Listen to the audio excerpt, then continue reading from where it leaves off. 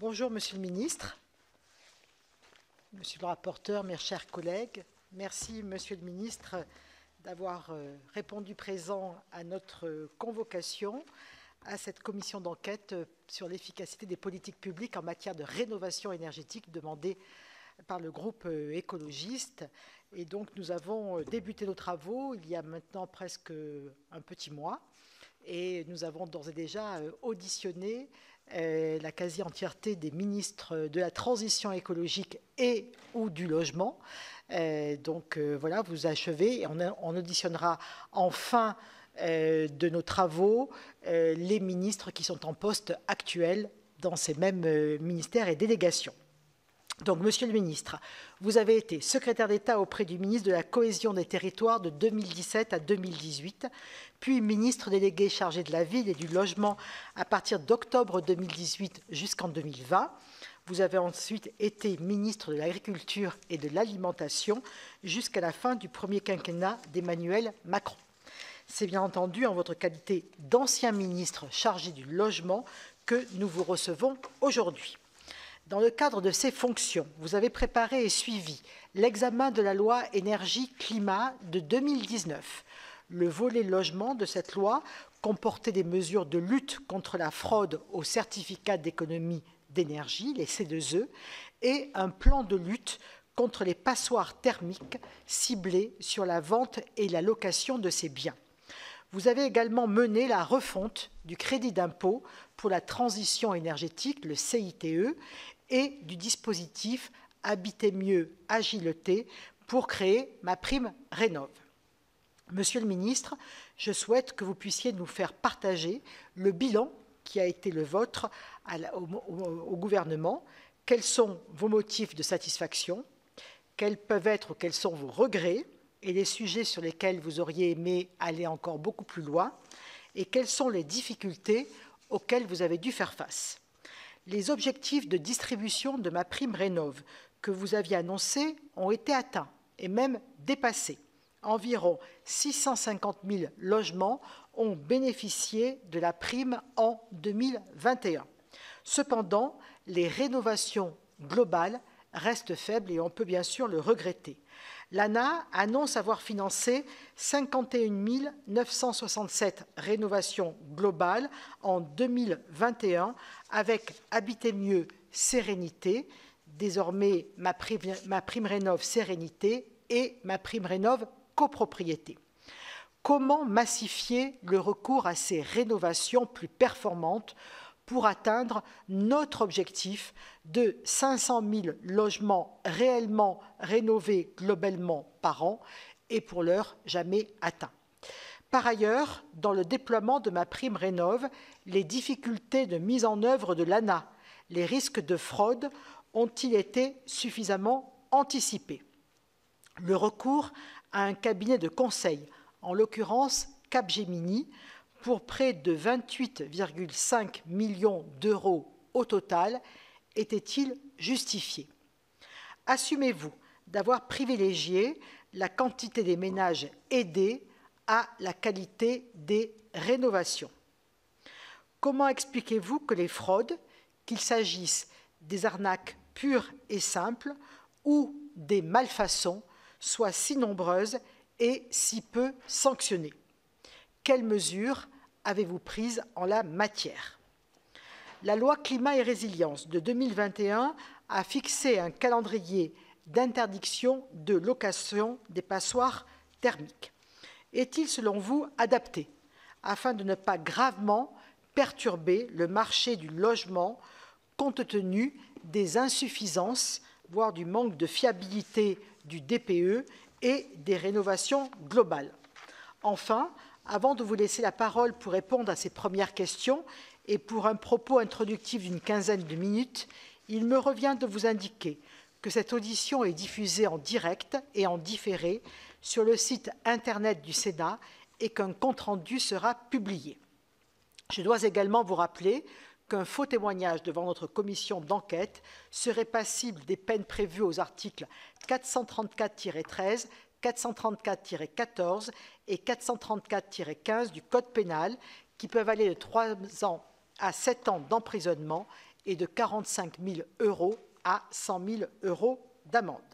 Je vous invite donc, Monsieur le ministre, à prêter serment de dire toute la vérité, rien que la vérité, à lever la main droite et à dire « je le jure ».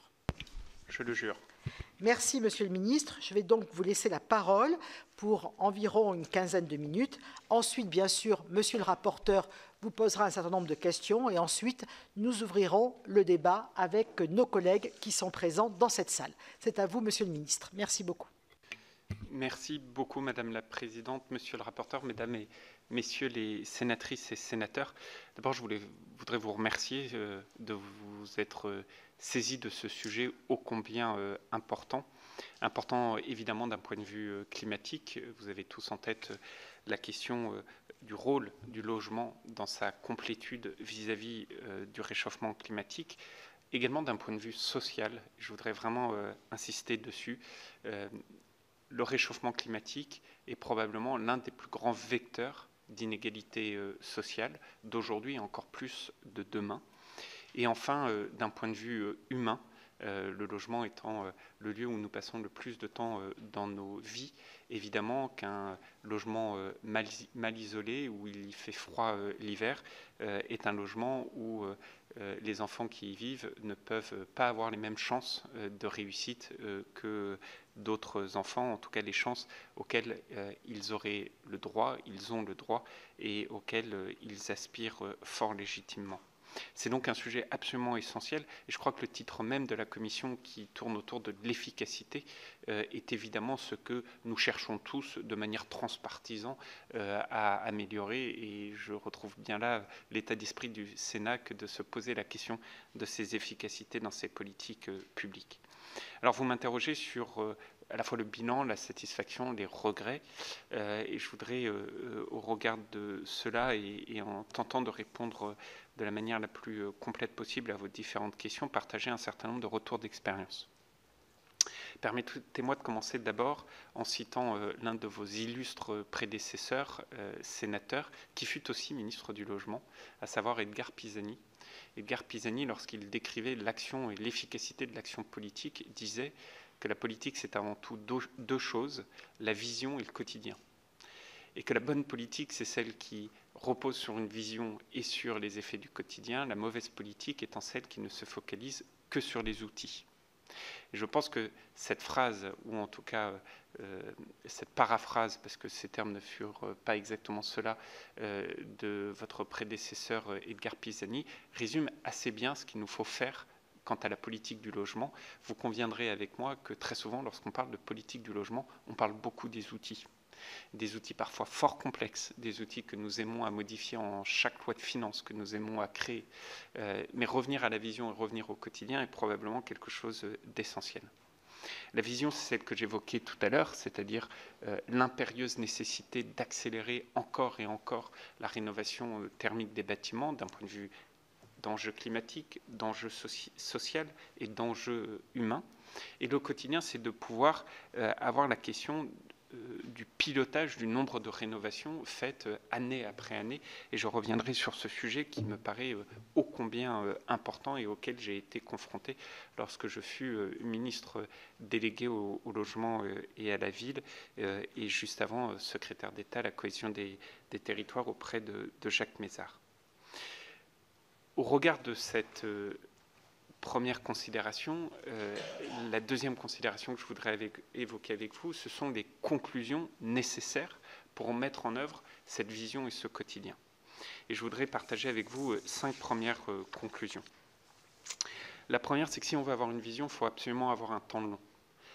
La grande difficulté en politique, c'est d'appréhender le temps long. La grande fragilité et le grand simplisme en politique, c'est de tomber dans des politiques de l'émotion, du temps très court et d'abandonner le temps long. Or, il nous faut absolument retrouver du temps long dans ces politiques de logement. C'est probablement ce qu'il y a de plus difficile et on est tous confrontés à cela quand on est dans l'exécutif ou quand on est parlementaire, quand on est élu de la nation au niveau national ou au niveau local. Remettre le temps long, je sais que Parmi les questions que vous vous posez, il y a la question de la planification avec une loi pluriannuelle de programmation. Je ne sais pas si le bon outil, la loi pluriannuelle, ce que je sais en tout cas, c'est que la planification est ô combien importante. Et dans tous ces détails, je me souviens, par exemple, avoir essayé de faire perdurer des mécanismes. Je pense à la fameuse garantie visale, où beaucoup me disaient, à partir du moment où on change tout sur la garantie visale, changeons aussi le nom pour faire en sorte que cette garantie soit attachée au mandat que j'exerçais ou au président de la République, et non pas à ceux qui l'avaient créé juste avant. J'ai toujours considéré que c'était là une faute et que le temps long, c'était justement de s'inscrire dans la durée à tous les échelons, y compris dans les dénominations de ces outils qui ne cessent d'être modifiés année après année. La deuxième conclusion, c'est qu'il faut absolument, absolument remettre l'humain au centre de toutes nos politiques de logement. On ne parle pas assez d'humain, et quand on parle par exemple de rénovation énergétique des bâtiments, pour avoir en préparation de cette audition écouté non pas la complétude des auditions que vous avez faites, mais plusieurs d'entre elles, et de manière très précise, je pense qu'il y a un terme qui n'a pas encore été suffisamment mentionné, et qui pour moi est essentiel, c'est le côté humain avec le reste à charge. Cette notion du reste à charge est absolument essentielle. La question du reste à charge zéro est absolument essentielle. Faut-il avoir un reste à charge zéro, et si oui, pour qui, dans la mesure où le reste à charge est souvent une barrière pour beaucoup de nos concitoyens dans la mise en place de ces travaux de rénovation. Deuxième conclusion, très importante à mes yeux.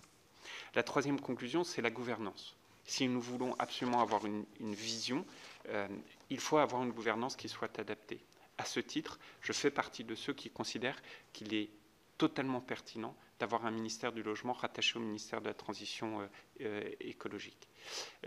Je vous donne juste un exemple, je l'ai vécu. Le ministère du logement était en charge de l'ANA, le ministère de la transition écologique était en charge des C2E. Comme a pu vous l'expliciter Emmanuel Vargon, avec qui j'ai toujours très très bien travaillé, il est évident que lorsque vous avez deux ministères qui gèrent deux entités ou deux outils qui sont parfois, qui devraient être absolument complémentaires, mais qui sont parfois pilotés par des structures qui diffèrent, à ce moment-là, vous perdez évidemment une partie d'efficacité dans ces politiques publiques. Emmanuel Vargon vous a raconté également la façon dont les questions avaient été posées, je n'étais plus alors au gouvernement, dans le pilotage de France Rénov' entre l'ANA et l'ADEME. La gouvernance de l'ANA et de l'ADEME n'est pas la même si vous avez un ministère du logement qui est dissocié du ministère de la transition écologique. Il me semble absolument pertinent d'avoir ce ministère du logement rattaché au ministère de la transition écologique. La quatrième conclusion, si je sors de la vision pour aller au quotidien, c'est la question du monitoring. Il n'y a pas de politique publique sans monitoring. Il n'y a pas de politique publique efficace si nous ne sommes pas capables de dire à chaque instant, à chaque fin d'année, quel est le nombre de logements qui ont pu être rénovés, la qualité de ces rénovations, la dynamique de ces rénovations, et comparer ce nombre avec les objectifs que nous nous étions assignés. Lorsque j'ai été ministre délégué au logement et à la ville, je me souviens très bien avoir demandé à mes équipes de pouvoir publier au même rythme que nous publions les constructions neuves, les rénovations des bâtiments. Pourquoi? Vous vous en souvenez, Madame la Présidente, j'avais mis comme priorité, en tout cas l'une des principales priorités de mon action à ce moment-là, la rénovation des bâtiments. Je disais même, je souhaite être le ministre du logement, de la rénovation, etc., etc., etc. Mais il m'était impossible de publier mes résultats. Il m'était donc aussi impossible de savoir si les résultats que j'avais étaient à la hauteur de ceux sur lesquels je m'étais engagé. Votre rôle en tant que Parlement qui juge et au sens évalue l'action du gouvernement en est que plus difficile. Et la conséquence de tout cela a été les travaux que nous avions menés pour conduire jusqu'à la création de l'Observatoire de la rénovation. Je crois que vous avez auditionné d'ailleurs le représentant de l'Observatoire. Et aujourd'hui, on sait bien qu'il y a encore beaucoup de travail, notamment avec le décalage dans le temps de ces chiffres, mais il me paraît absolument essentiel, tout comme le ministère publie de manière régulière les chiffres de la construction neuve, que le ministère soit en capacité de publier les chiffres de la rénovation. Je pense d'ailleurs qu'il faudrait le faire non pas qu'au niveau national, mais au niveau départemental, avec une granulométrie géographique de ces chiffres. La cinquième et dernière conclusion, c'est la question de l'accompagnement. Il n'y a pas de politique publique sociale efficace s'il n'y a pas d'accompagnement. C'est folie de croire que, sous prétexte que nous aurions inventé un très bon outil, que nous aurions voté ce très bon outil dans une loi de finances, qu'à ce moment-là, il se déploiera partout sur le territoire. Ça n'est pas vrai. Il faut un accompagnement. Et cet accompagnement, il est très compliqué parce que j'ai vécu, je me souviens très bien, des moments où des familles m'expliquaient qu'ils avaient dû taper à la porte de 3, 4, 5 guichets différents pour avoir la possibilité de cumuler les différentes aides qui, du département, de l'interco, de la région, et évidemment de l'État, des différentes entités étatiques, pouvaient leur donner afin d'avoir le reste à charge le plus bas possible. Vous les connaissez, il y a même des associations qui accompagnent les ménages les plus précaires pour faire à leur place l'ensemble de ces dossiers, tellement ces dossiers sont compliqués, et le nombre de personnes qui contacter est important. C'était en tout cas le cas lorsque j'ai été nommé ministre du Logement. Depuis lors, nous avons œuvré, Emmanuelle Wargon a énormément travaillé là-dessus, je ne reviens pas dessus, elle vous l'a explicité. J'aurais juste une remarque. À titre personnel, moi je n'ai jamais cru au guichet unique. Je ne crois pas à la notion de guichet unique. Je pense qu'en fait, un guichet unique n'est à la fin qu'un guichet additionnel que vous rajoutez à tous les guichets existants. Parce que je ne crois pas qu'un jour, le département, la région ou l'ANA va se dire de toute manière, moi j'arrête mon guichet parce que c'est un autre qui va le faire. En revanche, ce en quoi je crois, c'est que l'ensemble de ces guichets ait la capacité de proposer la même offre pour l'ensemble de nos concitoyens. Et que lorsqu'un guichet propose une offre, ce même guichet ait, lui, la capacité d'aller interroger les autres guichets qu'il connaît par cœur, puisqu'il travaille de manière régulière avec eux, pour que, à la fin, le citoyen qui s'adresse à l'un de ces guichets puisse bénéficier de l'offre de l'ensemble des guichets. Dit autrement, pas de guichet unique, des guichets divers, mais avec une offre unique et une offre unifiée. Il me paraît être là le meilleur des systèmes possibles. Une fois que je vous ai fait part de ces principales conclusions, sur le retour d'expérience, quelques points sur lesquels je souhaite revenir, que ce soit des moments de succès ou des moments de regret, en tout état de cause, des questions que vous m'avez posées ou que j'ai pu voir être au centre de vos interrogations. Le premier point est la question de la transformation du crédit d'impôt en MaPrimeRénov'. Je ne reviens pas sur la genèse, mes prédécesseurs vous l'ont, dans les auditions vous l'ont explicité. En revanche, j'insiste sur le fait que pour moi, c'est la meilleure des décisions possibles. Si c'était à refaire, je le referais fort volontiers. C'est un dossier que nous avions mené de concert avec Emmanuelle Wargon, à la demande du Premier ministre Édouard Philippe, qui a donné lieu à l'ouverture de MaPrimeRénov' début 2020, juste avant la pandémie de Covid. Si c'était à refaire, je le referais pour au moins une seule raison, mais qui à elle seule me paraît totalement le justifier, qui est la question d'accessibilité de ces aides pour les ménages les plus précaires, dans la mesure où un crédit d'impôt diffère d'une année, voire un peu plus, le versement de l'aide dont les ménages ont le droit. Cette question de trésorerie est une question absolument essentielle. Un crédit d'impôt n'est pas un outil d'aide sociale, ou en tout cas le plus social possible. MaPrimeRénov' a un effet social beaucoup plus important, en ce sens où elle permet de faire face à la question de la trésorerie, et évidemment beaucoup de ménages les plus fragiles n'ont pas cette capacité de faire l'avance. Le deuxième élément, et vous l'avez dit, Madame la Présidente, je vous en remercie, les ambitions que nous avions fixées ont été au rendez-vous. Se pose toutefois une question, et c'est celle de la rénovation globale versus des gestes. Le deuxième point sur lequel je voudrais insister, c'est que pour moi, il est très important d'aller vers l'idéal, cette rénovation globale, sans jamais renier la réalité des choses, c'est-à-dire qu'il y a un parcours de rénovation et que ce parcours de rénovation nécessite de pouvoir continuer à financer les gestes. J'en ai la conviction la plus certaine, quitte à ce que lorsque on finance un geste, une opération de rénovation pour un ménage, que évidemment l'accompagnement puisse aussi donner des informations sur l'intérêt d'autres réalisations et l'intérêt de la rénovation globale. Mais la deuxième des conclusions pour moi, c'est qu'il ne faudrait surtout pas arrêter de financer des gestes pour ne faire que des financements de rénovation. Ce serait là aussi quelque chose qui ne serait pas social à mes yeux et efficace. La troisième le troisième point sur lequel je voulais insister, c'est la question de l'interdiction versus incitation, et ce faisant répondre à ce que vous m'avez posé comme question sur le volet de l'interdiction de la location ou les autres dispositifs, notamment au moment des mutations. Moi, je fais partie de ceux qui considèrent que l'incitation vaut toujours mieux que l'interdiction. Ça ne veut pas dire qu'il ne faut pas faire d'interdiction, mais en tout état de cause, l'interdiction n'est jamais suffisante, sauf dans des cas très très précis. Je pense évidemment à tout le combat que nous avions pu mener ensemble, d'ailleurs, Madame la Présidente, sur les marchands de sommeil, où là, évidemment, la main ne doit jamais trembler et il faut absolument avoir des procédures d'interdiction très fortes. Mais l'incitation me paraît être quelque chose d'extrêmement important. À ce titre, j'ai un regret, c'est de voir que il me semble que le dispositif que nous avions créé, qui porte toujours mon nom, le De Normandie dans l'ancien, à mes yeux est un dispositif très pertinent. Pourquoi nous l'avions résumé ainsi à l'époque, enfin je l'avais résumé ainsi à l'époque, ayez la défiscalisation heureuse.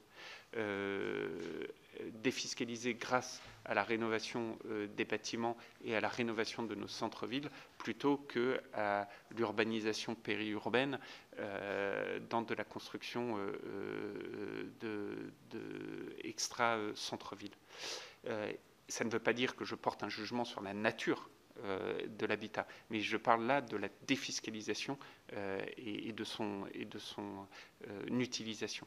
Il me semble que nous devons continuer à promouvoir de tels dispositifs incitatifs et faire en sorte que cette défiscalisation puisse permettre la rénovation et puisse permettre la revitalisation des centres-villes me paraît être de très très bonnes politiques. Sur cette incitation versus interdiction, il y a aussi donc la question de l'interdiction des logements à la location versus d'autres dispositifs. Le ministre François de Rugy vous a évoqué notamment les débats que nous avions à l'époque. François de Rugy, d'abord il y a un engagement du président de la République pris en tant que candidat en 2017 d'interdire à la location les passoires thermiques, engagement qui a été depuis lors tenu par les lois que vous avez évoquées, Madame la Présidente. Mais c'est vrai qu'il y a là un impact social évident. La question est donc de mettre le bon curseur pour s'assurer qu'un mal qu'on essaye de résoudre, nous ne soyons pas en train de créer un autre mal avec un impact social très important. Et donc, la question de mécanisme a été évoquée, et notamment le ministre de Rugy avait proposé de mettre en place un dispositif connu que certaines autres personnes proposent, qui est de dire qu'au moment où on vend un bien, le montant des travaux de la rénovation nécessaire est en quelque sorte séquestré et déduit du montant de la vente. Moi, j'y ai toujours été fermement opposé à ce mécanisme-là, pour une raison très simple, mais c'est peut-être là aussi toujours ma fibre très sociale, c'est qu'en fait, c'est quelque chose qui empêche, ou plutôt favorise, c'est quelque chose qui favorise l'assignation à résidence. Je vous prends juste un exemple. Si vous avez un pavillon en zone détendue qui nécessite des travaux de rénovation et que vous trouvez un travail en zone tendue, et évidemment, alors la réalité il y a 4 ans du marché du travail n'est pas la même que celle d'aujourd'hui, où on a un marché du travail, fort heureusement, qui se porte beaucoup mieux. Il y a 4 ans, c'était pas, la situation, le taux de chômage était plus élevé qu'aujourd'hui. Quand vous trouvez un travail dans une zone qui souvent est plus une zone tendue qu'une zone détendue, quand je parle de manière générale du marché du travail, encore une fois, il y a 4 ans, hein, ou un peu plus. À ce moment-là, si vous vous dites pour vous loger, vous vendez votre maison pour aller acheter un appartement ou une maison dans cette zone tendue, qu'est-ce qui va se passer? Votre maison dans la zone détendue va voir sa valeur totalement diminuer du montant séquestre des travaux. En zone tendue, le différentiel sera bien moindre, parce que la zone étant tendue, le prix du marché n'incorporera pas de facto le montant du séquestre. Et donc, qu'est-ce que vous allez créer comme phénomène? À nouveau, une assignation à résidence. Et donc, moi, j'ai toujours été, au nom de ce principe d'assignation, de lutte contre l'assignation à résidence, opposé à ce mécanisme-là. Je ne dis pas que celui qui a été voté est le plus parfait. En tout cas, je pense qu'il est mieux que celui consistant à mettre en place un séquestre tel que certains de mes collègues le proposaient à l'époque et qui a fait l'objet de discussions tout à fait constructives entre nous. Est-ce que le calendrier proposé est aujourd'hui le mieux? Je ne saurais le dire, n'étant plus les mains dans le dossier, mais je suis sûr que vous aurez l'occasion de poser la question au ministre actuel. Incitation versus interdiction. Je pense qu'à ce titre, c'était de très bonne politique d'ouvrir MaPrimeRénov' aux bailleurs. Et je pense que c'est une politique qu'il faut continuer. Ça a été un débat pendant de longs mois et un débat assez récurrent de savoir fallait-il ou pas ouvrir MaPrimeRénov' aux bailleurs. Je pense que oui, et je pense que c'était véritablement de très bonne politique. Incitation versus interdiction, en tout état de cause, information. Ça renvoie à tout le débat sur la fiabilisation du DPE, débat compliqué, sujet technique compliqué, mais ô combien important. Enfin, et pour ne pas être trop long, je voudrais vous faire part de 2-3 derniers points sur le retour d'expérience. D'abord sur la question des outils de financement. Moi, je pense qu'en fait, il faut qu'on réalise que, contrairement à ce que... alors, ça n'a jamais été mon cas parce que j'en suis convaincu depuis des années. Mais contrairement à ce que certains ont essayé parfois de dire dans le débat public, je pense qu'en fait, la rénovation énergétique des bâtiments n'est pas quelque chose de rentable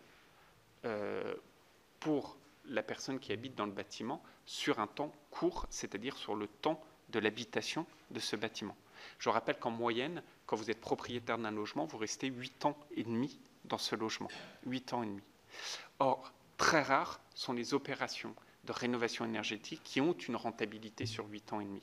Et je pense que ce postulat, il faut le prendre en compte parce que souvent, et souvenez-vous, on a cherché des prêts à taux zéro, des prêts un peu bonifiés, etc., en disant, bah là, on va avoir une rentabilité de l'opération pour le ménage. Moi, je ne pense pas. Je pense qu'en fait, il faut assumer le fait que si on veut faire des rénovations, du fait de cette temporalité dans le logement, il faut accepter de pouvoir subventionner une partie de ces travaux. La rénovation thermique sans subvention est à mes yeux quelque chose dont l'équation économique ne marche pas, ou en tout cas ne marche pas suffisamment rapidement. Au cas particulier, j'ai un regret parce que je n'ai pas réussi, mais aussi parce que nous n'avions pas véritablement trouvé l'idée, c'est la question de la rénovation thermique des copropriétés. Alors vous vous souvenez, Madame la Présidente, des copropriétés, j'en avais fait un axe très fort de mon action. Nous avions vécu le drame de la rue d'Aubagne à Marseille. Nous avions lancé quelques semaines avant ce drame de la rue d'Aubagne à Marseille le plan copro dégradé, sur lequel vous étiez aussi impliqué, je vous en remercie. Et cette copropriété dégradée, en fait, la question de la rénovation est un vrai sujet. Moi, ma conviction, et je sais que le président de la commission environnement du Parlement européen, Pascal Canfin, avait émis aussi cette idée dans le débat. Moi, je pense que la meilleure des solutions, mais que nous n'avons pas encore trouvée, c'est de faire en sorte que ce ne soit pas le propriétaire qui s'endette, mais de faire en sorte que ce soit la copropriété qui s'endette. Parce que le propriétaire, à partir du moment où il reste 8 ans et demi en moyenne dans son logement, il n'a pas le temps de voir la rentabilité des travaux, en tout cas de manière certaine. Si demain on arrive à faire en sorte que ce soit la copropriété qui s'endette et qu'au moment où il y a une mutation dans le logement, eh bien, il y a un portage de la dette de nouveaux propriétaires de l'ancien propriétaire vers le nouveau propriétaire. Donc, quelque chose qui peut se rapprocher sur ces opérations de tiers financement, mais qui soit vraiment avec une entité juridique de la copropriété qui ait la capacité de s'endetter, il me semble que ce serait quelque chose de très pertinent. Il y a un réseau avec lequel nous avions tenté de travailler dessus, que vous connaissez bien, Madame la Présidente, c'est le réseau Procivis, avec son président Yannick Borde, où nous avions tenté de porter de tels dispositifs. Il me semble que c'est vraiment une solution à creuser. Enfin, il y a facilité les décisions dans les copropriétés. Nous avons payé pour voir dans le cadre de la loi Elan, dont vous étiez la rapporteure, et sur lequel nous avions essayé d'œuvrer. Les deux derniers points, et pardon d'avoir été trop long, 3 derniers points très rapides. Un, les bailleurs sociaux, évidemment, sont une partie intégrante. Je ne reviens pas sur ce que nous avions pu faire sur l'ANRU, le doublement des financements de l'ANRU, l'accélération incroyablement importante. Mais 2 points sur lesquels je voulais attirer votre attention parce que peu communs. Le premier des éléments, ayez en tête que le ministère du Logement, en tout cas, quand je suis arrivé, n'avait pas la tutelle ni la mise à disposition de la direction de l'immobilier de l'État, qui, comme vous le savez, la DIE est un organe qui dépend de Bercy et notamment du ministère du Budget. Je m'étais battu à l'époque et j'avais eu la mise à disposition, si je ne m'en souviens pas, non pas la tutelle, mais la mise à disposition de la DIE. Pourquoi je dis ça? Parce que je sais que pendant vos auditions, beaucoup ont insisté sur, et des questions portées là-dessus, sur la rénovation des bâtiments publics, des bâtiments de l'État, etc., etc. Il me semble absolument essentiel que le ministère du Logement puisse avoir, à minima, la mise à disposition, voire dans un monde idéal, la co-tutelle de la DIE. La DIE ne doit pas être un organe qui ne soit vu que avec un prisme budgétaire, mais bien avec une politique d'habitat et pas qu'une politique de logement. D'ailleurs, on parle de logement, mais évidemment, tout cela relève de l'habitat. Et enfin, pour terminer, une vaste question, mais qui, je suis sûr, vous passionnera, c'est la question de la décentralisation. Une vraie question. Moi, je suis pour une décentralisation des politiques de logement, pour un principe très simple, qui, je le sais, est cher au président de la République, c'est que lorsque vous votez pour le chef de l'État, en fait, vous ne votez pas pour une politique de logement. Quand vous votez pour votre maire ou votre président d'Interco par de facto, vous votez pour les politiques d'habitat. Et donc, en fait, vous avez une décorrélation entre celui qui est en charge de la politique et le processus démocratique afférent. Donc, par définition, moi, je suis pour une décentralisation des politiques de logement. C'est pour ça que j'ai d'ailleurs, vous vous souvenez, Madame la Présidente, toujours été opposé au retrait du permis de construire dans la main des maires. La question de la décentralisation des politiques de logement est très compliquée. Parce que beaucoup d'outils fiscaux, et on sait à quel point décentraliser des politiques fiscales, c'est incroyablement compliqué. Parce que dans la rénovation des bâtiments, typiquement, c'est quand même très utile d'avoir une agence qui, au niveau national, fixe les outils, le cadre, le budget et cette force de frappe. En revanche, probablement, l'accompagnement peut être beaucoup plus déconcentré. Probablement, la façon dont les aides sont distribuées peut être beaucoup plus déconcentrée. Probablement, donner la capacité aux départements, plus que les régions d'ailleurs, qui pourtant aujourd'hui ont la compétence sur cette rénovation. Moi, je pense que ça relève beaucoup plus du département au titre des politiques sociales, vous l'aurez compris. On m'a dit, je n'ai pas vérifié, mais on m'a dit qu'en Grande-Bretagne, les médecins avaient le droit de prescrire la rénovation des bâtiments. Je ne sais pas si c'est vrai, mais je trouve en tout cas que si ça l'est, c'est formidable. Si ça ne l'est pas, en tout état de cause, ça résume bien aussi un élément de cette politique sociale qui fait que les départements aient un rôle à jouer encore plus fort et est à mes yeux essentiel.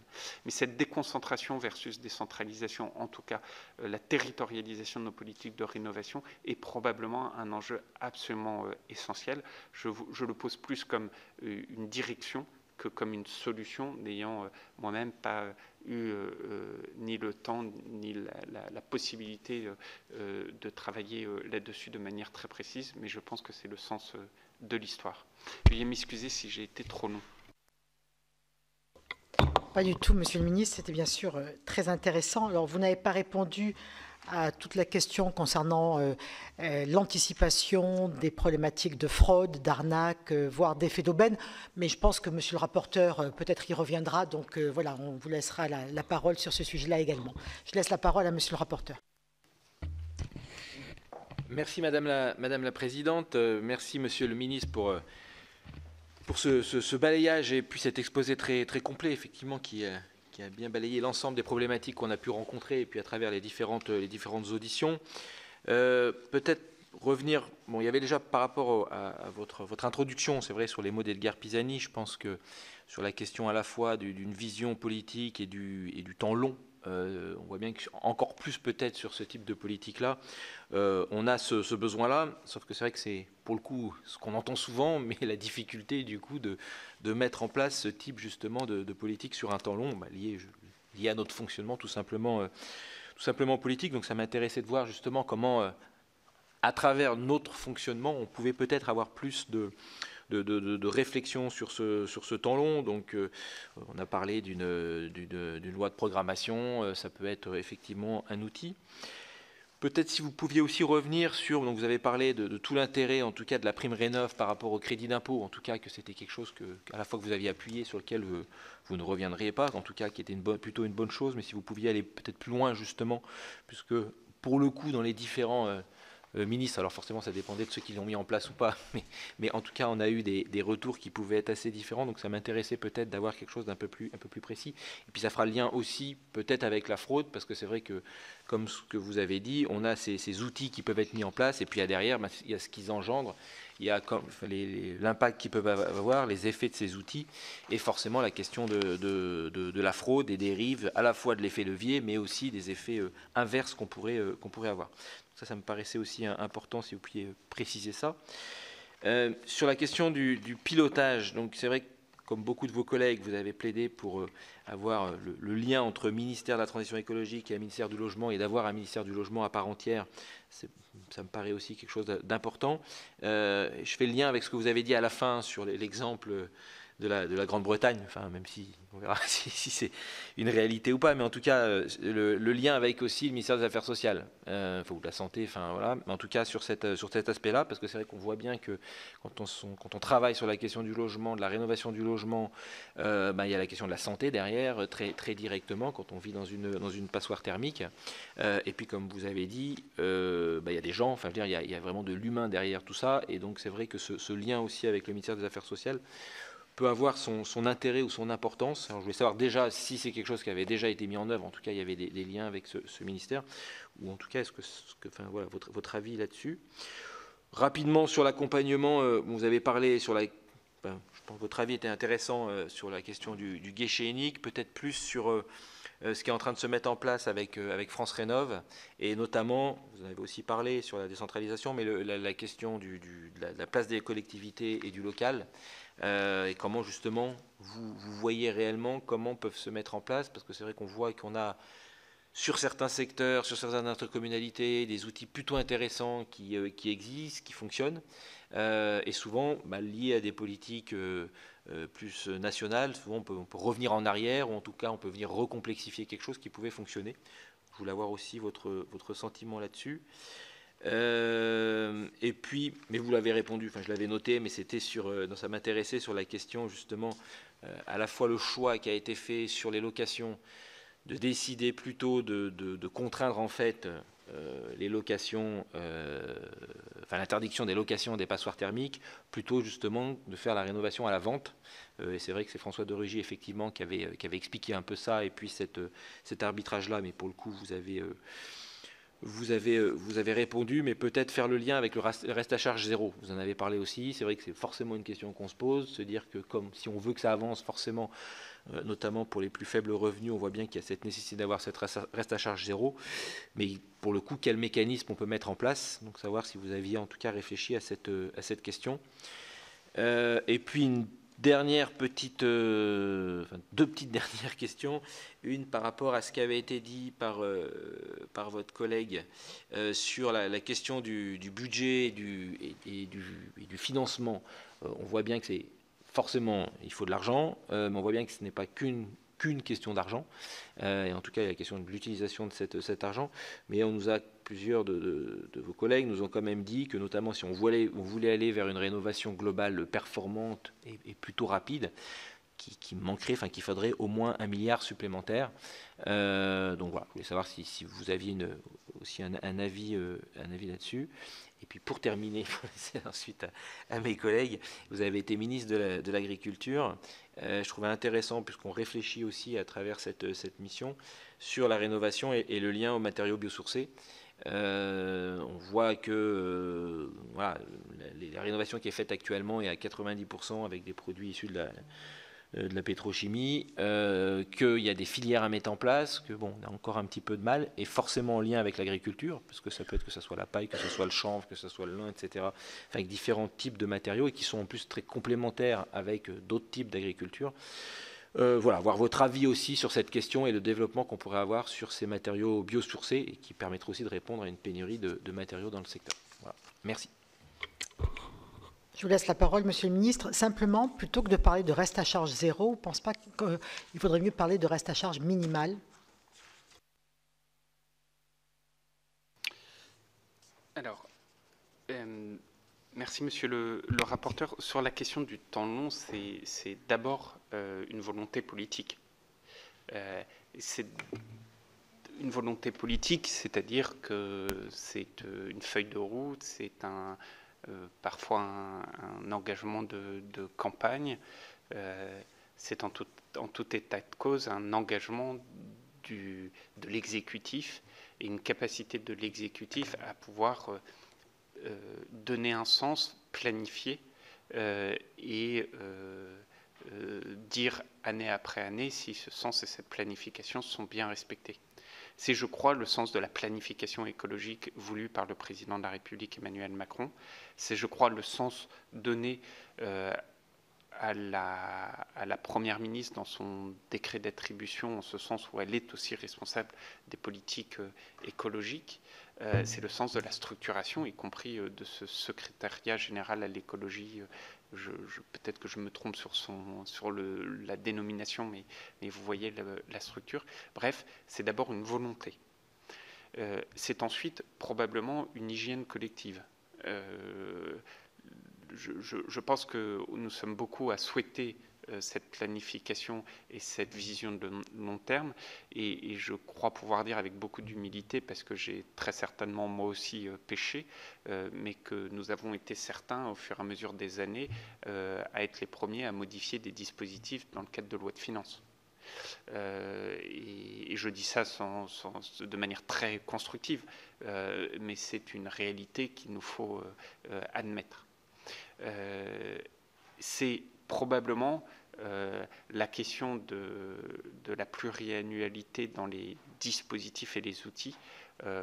L'exemple le plus criant étant la fiscalité sur les prêts à taux zéro, les PTZ, ou sur le Pinel, où combien de fois avec Madame la rapporteure, nous savions à l'avance qu'à la fin des fins, ça finirait par arriver, mais qu'il y avait un suspense insoutenable pendant les semaines qui précédaient, puisque le projet de loi de finances qui vous était proposé ne proposait pas initialement des prolongations, mais qu'à la fin des fins, tel un rituel annuel, ça finissait par arriver. Vous voyez ce que je veux dire?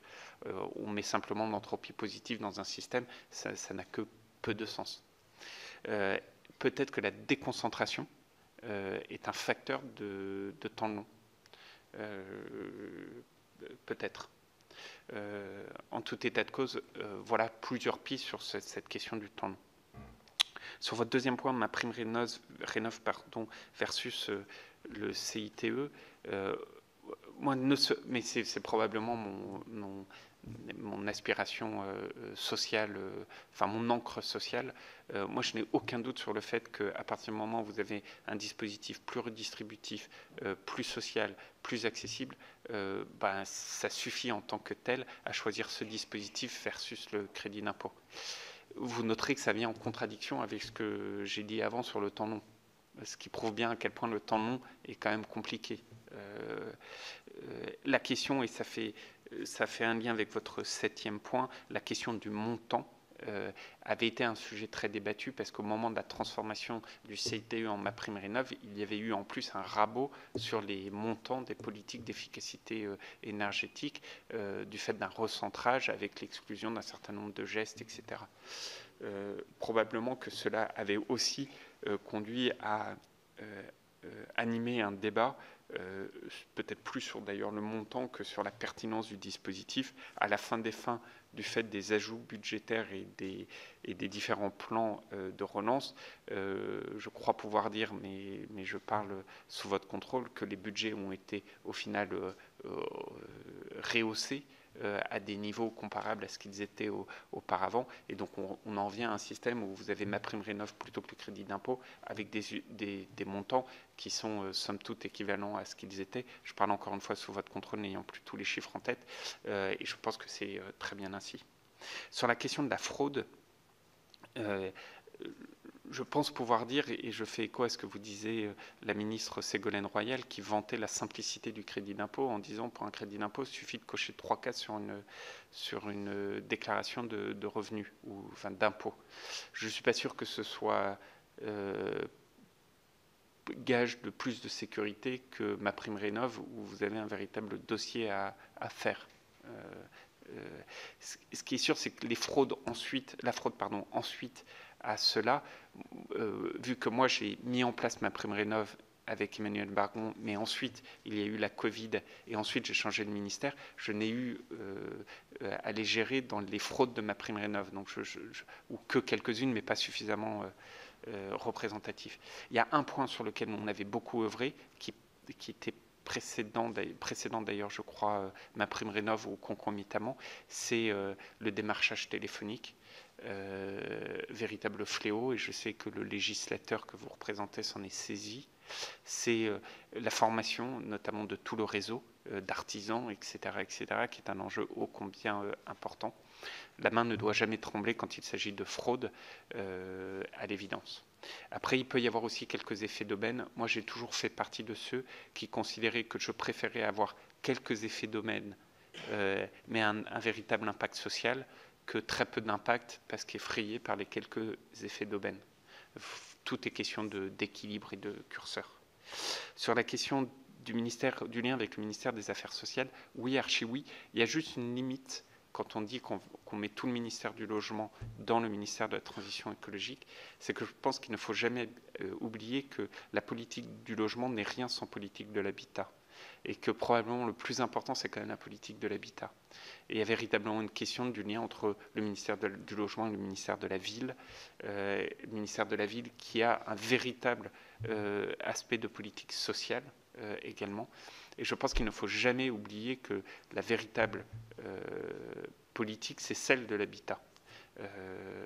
Ça renvoie d'ailleurs à votre point d'ensuite sur le lien que je peux faire avec la fonction qui a été la mienne au sein du ministère de l'Agriculture et de l'Alimentation.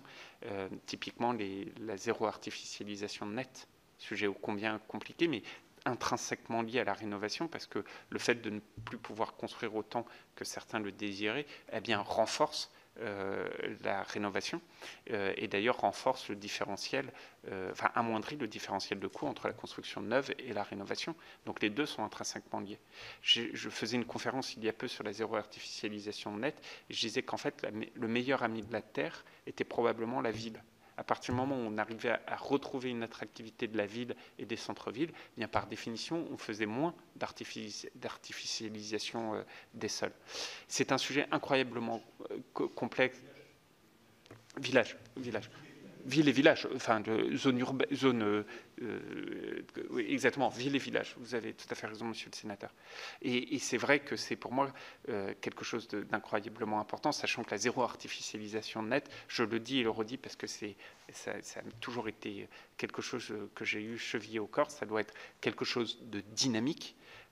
Qui serions-nous pour aujourd'hui, en 2023, figer l'état de notre pays pendant les décennies à venir, empêchant n'importe quel village de se développer ou n'importe quel bourg de pouvoir se développer. Donc ça doit être dynamique, c'est quelque chose d'incroyablement important à mes yeux. Sur l'accompagnement, la place des collectivités locales, moi, je pense que l'accompagnement, c'est le aller vers, c'est la proximité. Ça ne veut pas dire que les plateformes numériques ne sont pas importantes, elles sont même essentielles. Ça ne veut pas dire que la puissance de l'ANA, et je voudrais vraiment, mais vraiment saluer le travail fait par l'ANA et les équipes de l'ANA, avec qui j'ai travaillé main dans la main avec Emmanuel Vargon sur ce dossier qui était compliqué. Mais dans un monde idéal, il faudrait qu'une collectivité locale qui est au plus près des concitoyens ait la capacité de distribuer l'aide de l'ANA, d'y ajouter ce qu'elle souhaite ajouter, comment dit-on, l'adapter, faire du cousu humain comme il souhaite le faire, en sortant de toute querelle de chapelle, en explicitant, et je pense que c'est très important, qui fait quoi. Parce que dans le moment où il y a des crises démocratiques comme celle que nous connaissons aujourd'hui, je pense que c'est très important, y compris qu'une collectivité locale ou qu'une agence de l'État indique bien que c'est la solidarité nationale qui vient financer tout cela, et que cette solidarité, elle n'est pas liée que à l'élu local, elle n'est pas liée que à l'agent qui travaille à l'ANA, elle est liée à la contribution de toutes celles et ceux qui payent des impôts ou qui payent de la TVA, à tous les citoyens dans les budgets, que ce sont des choix de budget. Je pense que c'est très important de montrer cela, mais en tout état de cause, pour moi, doit être le lien avec les collectivités locales. Sur le reste à charge zéro ou le reste à charge minimal, vous avez raison, Madame la Présidente, c'est probablement du reste à charge minimal ou du reste à charge acceptable. En tout état de cause, je pense que la bonne entrée, c'est toujours de remettre l'humain. Et l'humain, il ne se dit pas, est-ce que la somme qu'on propose, c'est bien si c'est 6 000, 9 000, 12 000. C'est à la fin, moi, combien je dois payer et combien ça représente par rapport à...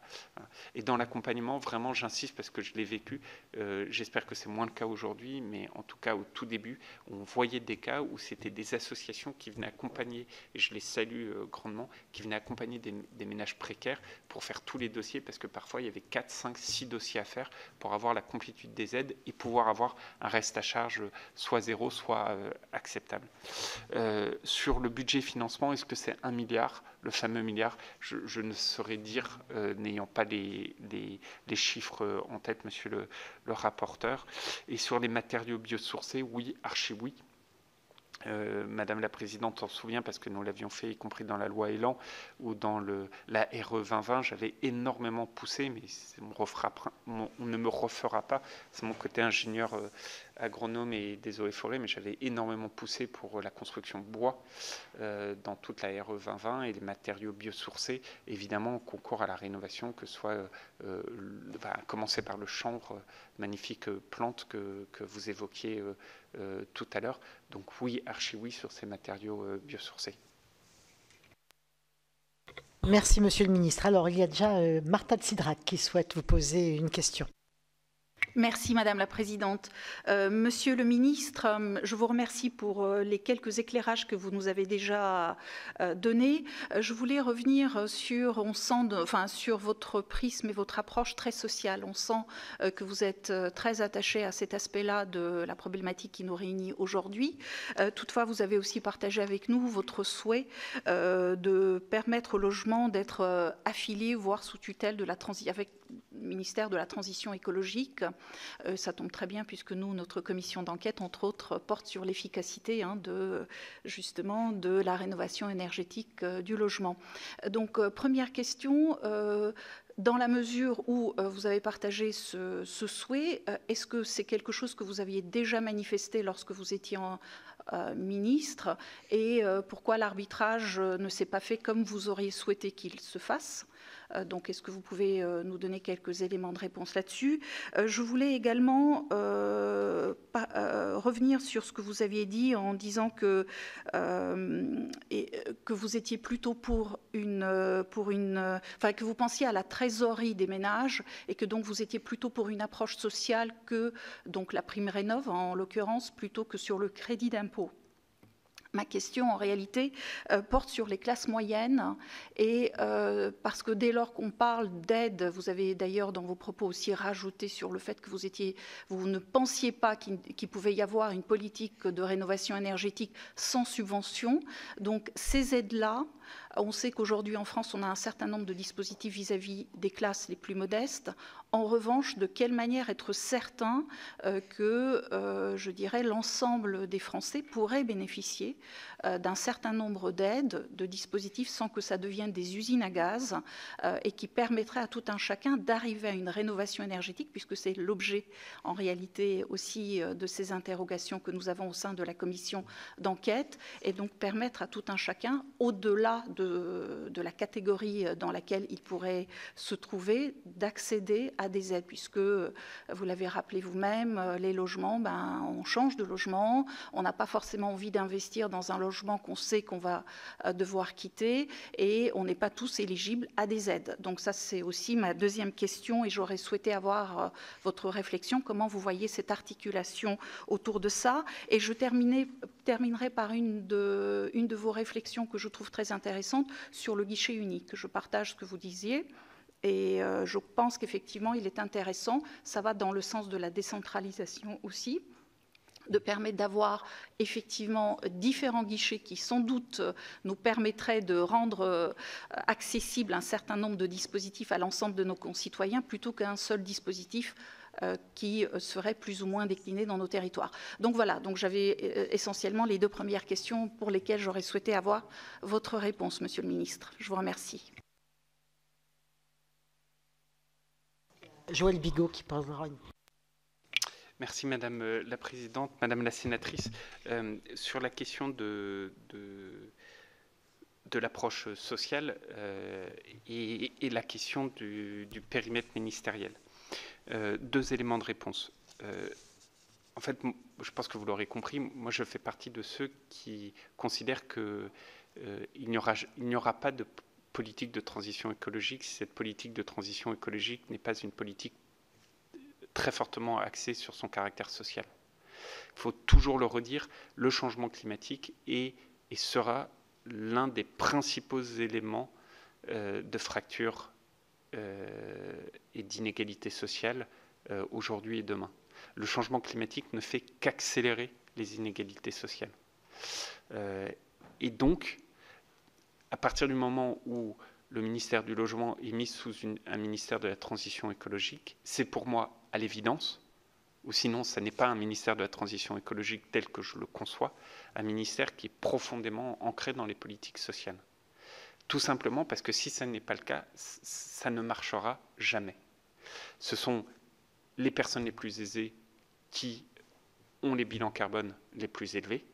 Ce sont les personnes les plus aisées qui ont la capacité de payer des taxes carbone. Et ce sont les personnes les moins aisées qui souffrent le plus des conséquences du changement climatique. Ce qui est vrai en France est encore plus vrai à l'international, y compris dans les relations internationales. Donc oui, archi oui, il faut que cette politique écologique soit une politique sociale, et c'est pour moi c'est consubstantiel.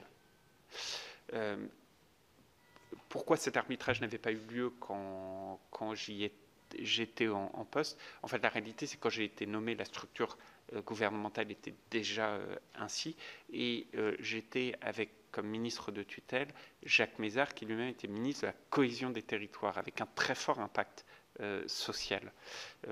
Jacques Mézard, que vous connaissez bien, si ce n'est par cœur, dans cette maison, a toujours eu à l'œuvre, à cœur, d'œuvrer en faveur de la lutte contre ces fractures territoriales, et le logement en faisait partie. Maintenant, au moment où il y a eu un changement d'architecture gouvernementale, au moment de la nomination d'un nouveau gouvernement, moi j'avais plaidé à titre personnel pour que le ministère du Logement soit rattaché au ministère de la Transition écologique. Je l'avais émis à ceux qui m'avaient posé la question, et je pense vraiment n'avoir pas été le seul à le faire, mais en tout état de cause, c'est la décision qui fut prise, et je pense que c'est la bonne décision. Encore une fois, est-ce que c'est la bonne ou la moins mauvaise? Ce qui est sûr, c'est qu'il ne faut pas oublier quand même qu'il y a des politiques de l'habitat derrière.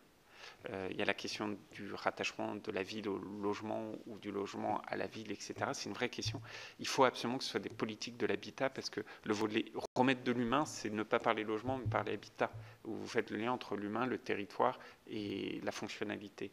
Donc moi, je suis beaucoup plus à l'aise avec un ministère de l'habitat dans sa dénomination même. Je trouve que ce serait quelque chose de très important. Sur la trésorerie des ménages et les classes moyennes, alors vraiment l'un n'empêche pas l'autre, et peut-être qu'Emmanuel Vargon vous l'a dit, je ne m'en souviens pas, mais en tout cas ce qui est sûr, c'est que nous étions battus, nous n'avions pas obtenu tous les arbitrages en ce sens, mais d'autres ont été obtenus depuis lors, pour que MaPrimeRénov' soit ouvert, y compris à des déciles les plus élevés, parce que oui, si on veut massifier et aller le plus vite possible, il faut accompagner évidemment les classes moyennes, et c'est incroyablement important. Et ça n'est pas parce que j'exprime cette fibre sociale dans laquelle je crois énormément que je ne me focalise pas aussi sur les classes moyennes, bien au contraire, et c'est pour ça que nous avions poussé pour que des déciles élevés puissent être éligibles à MaPrimeRénov'. C'est aussi pour cela que nous avions ouvert MaPrimeRénov' aux bailleurs, même si, contrairement à des idées reçues, il y a des bailleurs qui peuvent être dans des situations de précarité, et c'est justement le loyer du bien qui leur permet, par exemple, de financer le complément de retraite absolument nécessaire pour pouvoir vivre convenablement. Quant au guichet unique, encore une fois, moi je pense que c'est probablement une fausse bonne idée, ce guichet unique, si je devais mais là aussi, ça fait partie d'une hygiène collective, si je puis dire. Si tout le monde arrive à présenter les mêmes offres en surpassant le côté c'est la mienne, c'est moi qui ai eu la super idée, c'est moi qui l'ai fait, là vous allez bénéficier de l'aide uniquement de qui de l'ANA, qui de l'État, qui de la collectivité, qui du département, qui du région, et vous voyez par cœur ce que je veux dire, parce que vous vivez tous les jours dans le territoire. Mais si on arrive à dire n'importe quel guichet distribue l'ensemble des aides en acceptant de dire d'où vient cette aide, ça me paraît de bonne politique. Merci. Joël Bigot. Oui, merci Madame la Présidente. Monsieur le Ministre, merci de votre intervention, c'était extrêmement intéressant. Vous avez parlé notamment du temps long nécessaire et donc de la vision pour envisager une rénovation énergétique des bâtiments qui soit performante. Je rappelle qu'un pays comme la Suède, par exemple, mais vous le savez sans doute, a mis 20 ans à réaliser cette opération. Et pour ce faire, vous nous indiquez qu'il faudrait sans doute utiliser des matériaux biosourcés. À l'heure actuelle, j'ai rencontré des professionnels du bâtiment qui travaillent avec des matériaux, des briques, de la tuile, des gens qui n'ont pas forcément des produits issus de la pétrochimie et qui nous disent que cette transition, ils la soutiennent, mais qu'il va falloir accompagner ces secteurs d'activité pour réussir cette transition énergétique des bâtiments. Donc, ma question est la suivante. Comment envisagez-vous d'accompagner cette transition et notamment le vivier de la ressource qui permettrait d'envisager, notamment la sylviculture, qui permettrait d'envisager une rénovation énergétique des bâtiments accomplie et surtout qu'on puisse maîtriser, parce que la France a quand même d'immenses ressources, elle a des forêts importantes, il y a un savoir-faire, mais à l'heure actuelle, il y a des entreprises qui ont besoin d'être accompagnées pour la transition, et notamment les entreprises dont je vous parlais. Je vous remercie de votre réponse.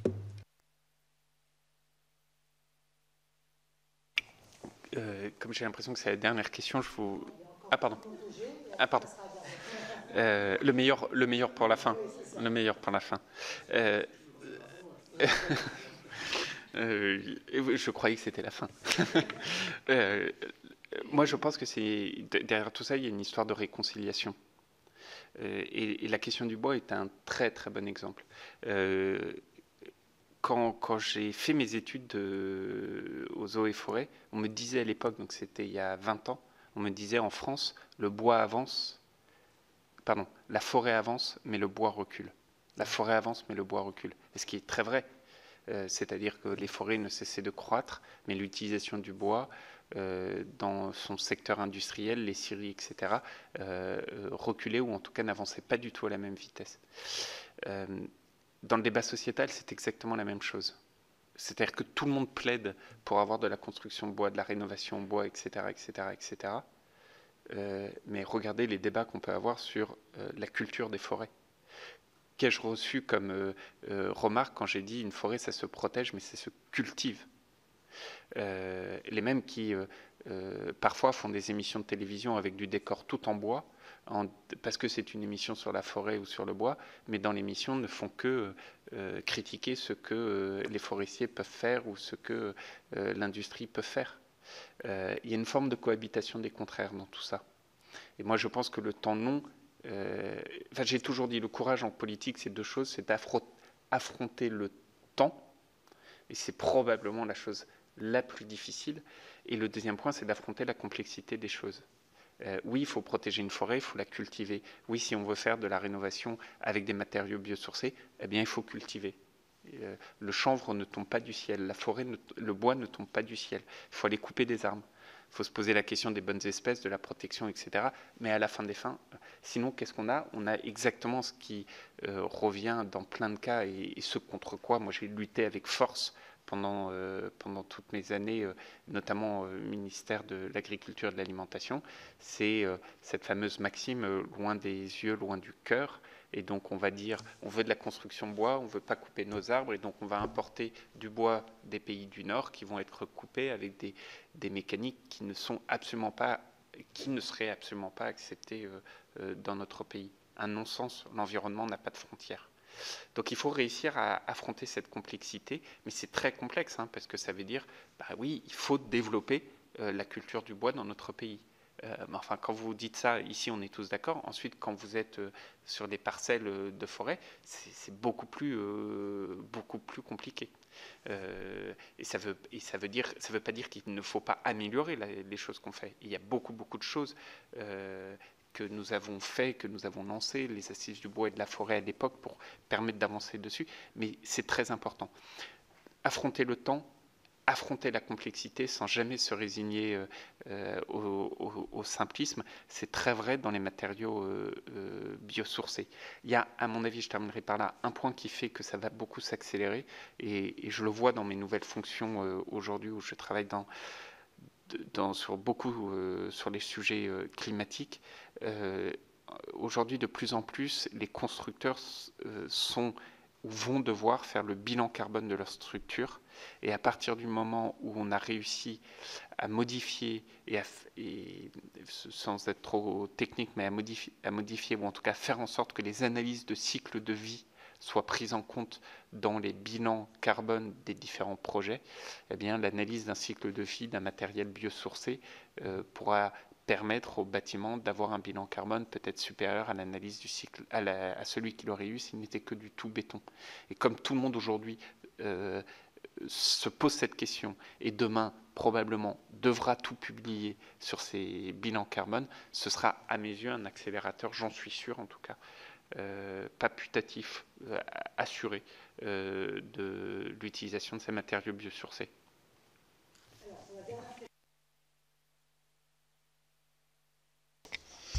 Merci Monsieur le Ministre pour votre présentation et vos explications.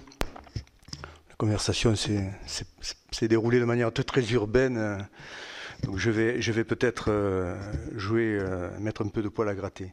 Dans votre exposé, vous avez mis le social au cœur des politiques publiques en général, et finalement de la mer, non pas des batailles, mais des politiques publiques, et notamment donc la transition climatique et ses différentes déclinaisons énergétiques, rénovation des bâtiments, etc.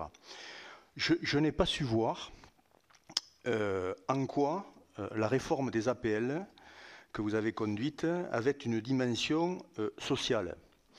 Mais certainement qu'à l'époque, vous n'étiez pas seul décideur, j'en suis certain. Et par ailleurs, donc est-ce que vous pourriez nous nous apporter des explications par rapport à ça. Et par ailleurs, des spécialistes, dont je ne suis pas évidemment, de l'économie de l'habitat et de la construction, considèrent que à cette époque-là, où vous étiez en charge, le modèle du logement social a été déséquilibré. Donc ma question est la suivante. Voilà, qu'en pensez-vous d'abord, et a posteriori, quelle est la part de ces décisions dans l'effondrement de la production de logement social aujourd'hui? Je vous remercie. Non, mais bon, enfin, c'est quand même, on est quand même dans le sujet, quoi. Quand même dans le sujet. Là, vous avez raison, monsieur le sénateur Montaugé, c'est que la rénovation... Non. Et puis on se connaît suffisamment. C'est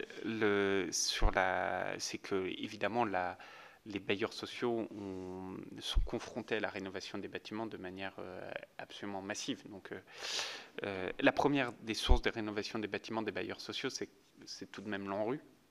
Même si ce n'est pas la seule.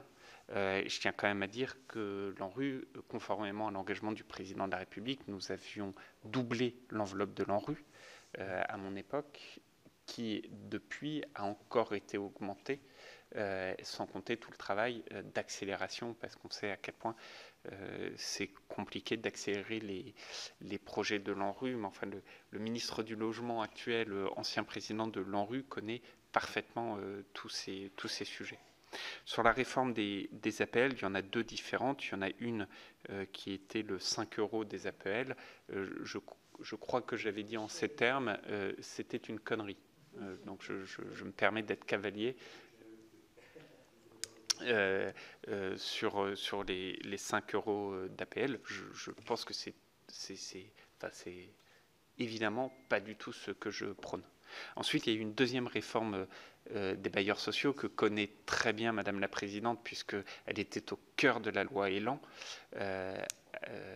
et qui, là, avait une complétude entre, d'un côté, la RLS, de l'autre côté, le regroupement des bailleurs sociaux, de l'autre côté, la vente d'un certain nombre de logements sociaux. Est-ce qu'au final, cette réforme, dans sa globalité, était nécessaire, pertinente, ce regroupement s'avère utile? Je serais très très très heureux de lire un rapport du Sénat sur l'efficacité de cette réforme portée dans la loi Elan. Très, très heureux. C'est d'ailleurs le rôle du Parlement que d'évaluer ces politiques publiques.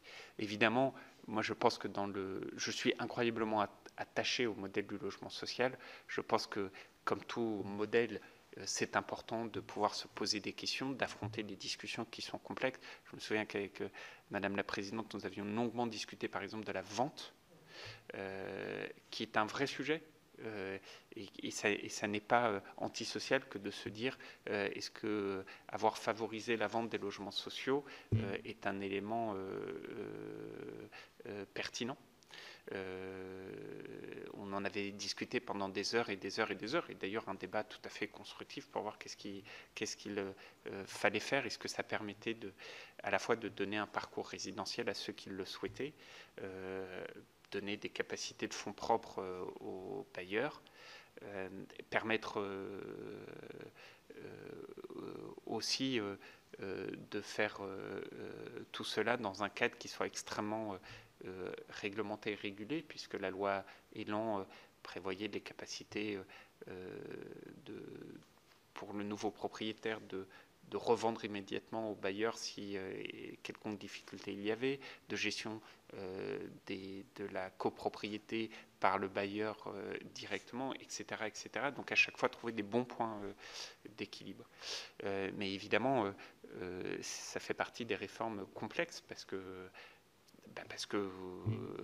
l'avenir dira si oui ou non nous avons atteint tous les objectifs que nous avions escomptés. Et je suis sûr que le Parlement et le Sénat se posera la question. Derrière tout ça, il y a la question budgétaire. Est-ce que les politiques du logement ont fait l'objet de réductions budgétaires? Oui, et ça vous le savez, vous l'avez vu chaque année dans les débats des lois de finances. Donc oui, il y a eu des réductions budgétaires, et ça n'est pas nouveau que de dire que c'est d'ailleurs pas du tout propre au dernier quinquennat. Hein. Je veux dire, vous l'avez vu, pour ceux d'entre vous qui sont là depuis plus longtemps que le dernier quinquennat, vous savez très bien que année après année, il y a toujours eu la question du soutien budgétaire aux politiques de logement, avec parfois des systèmes de yo-yo qui ont été faits et qui renvoient aux questions que Madame la Présidente, Monsieur le rapporteur, vous posiez initialement sur la visibilité, la pluriannualité. Le fait même qu'il y ait toutes ces questions sur les budgets associés aux politiques du logement, je pense qu'en fait, c'est l'introduction même, si je puis me permettre, de votre commission d'enquête. Pourquoi il y a tout le temps ce sujet-là? Parce que certains, voire beaucoup, considèrent que les politiques de logement ne sont pas assez efficaces. Et quand on considère qu'une politique n'est pas assez efficace et que la politique, le budget qui est consacré est un budget qui est très significatif, on se dit, bon, bah, est-ce qu'on ne devrait pas mettre ces budgets sur d'autres choses? Et parfois, il est compliqué, et je crois que Emmanuel Vargon, vous l'avez dit au moment du CITE, il est parfois, ou Madame la directrice de cabinet Nicolas Hulot, je ne sais plus, il était parfois difficile d'avancer un argument en disant, ben voilà, c'était tout le débat qu'on avait sur les portes et fenêtres, sur l'efficacité énergétique de ces mesures. Et donc oui, c'est compliqué. C'est compliqué. En tout état de cause, moi je pense que tout cela renvoie à la pluriannualité et à la lisibilité. Typiquement sur les fenêtres, moi je pense que il eût fallu continuer sur les fenêtres, ou en tout cas réduire beaucoup moins, parce que au-delà de l'efficacité, c'est aussi un signal, et que le signal est une partie de l'efficacité. Et qu'il ne faut pas l'oublier. Et que c'est peut-être parce que vous commencez par changer vos fenêtres qu'à la fin, vous faites la rénovation extérieure de votre bâtiment. Et qu'il ne faut pas, de manière bête et méchante, avec des œillères, se dire, bah, tiens, je regarde l'efficacité de telle et telle manière. Mais en tout état de cause, pour répondre et terminer comme ceci, je suis sûr que plus la politique sera efficace, moins la question des yo-yo budgétaires année après année ne sera posée. Ça, c'est sûr. Donc, soyons efficaces. Est-ce que vous pensez qu'on met en œuvre les bonnes démarches et qu'on consacre suffisamment de moyens justement à l'évaluation itinérée de tout ça? Ah, mais moi, si vous voulez, moi je pense qu'il est, alors c'est vraiment pas ici, et je suis même gêné de dire ça ici, parce que effectivement, quand je vois ce qui se passe en ce moment sur certains bancs à l'Assemblée nationale, Montesquieu doit vraiment se retourner dans sa tombe. Ici, de l'esprit et des lois, vous l'avez chevillé au corps, il coule dans vos veines. Mais une loi, ça devrait être une loi beaucoup moins. Une loi, ça doit être la vision, ça doit être le sens. Ça ne doit pas forcément être les outils, sauf les lois de finances. Et ensuite, le rôle du Parlement, c'est d'évaluer, d'évaluer, d'évaluer. Et vous devriez faire le sens et l'évaluation. D'ailleurs, le sens et l'évaluation, c'est très proche de la vision du quotidien. Mais la loi qui devient la loi bavarde avec des et je dis ça en ayant conscience que j'ai péché également, hein, parce que Madame la Présidente, alors rapporteure de la loi Elan, s'en souvient. On ne peut pas dire que la loi Elan soit une loi qui ne soit pas une loi bavarde à certains égards. C'est une loi qui parfois est très technique. J'ai le sentiment, en tout état de cause, que voilà, le sens et l'évaluation, la vision et le quotidien, c'est peut-être ça appelé à la mémoire de Montesquieu dans cette belle chambre. J'en perds ma voix. Merci beaucoup, Monsieur le Ministre. Bonne fin de journée.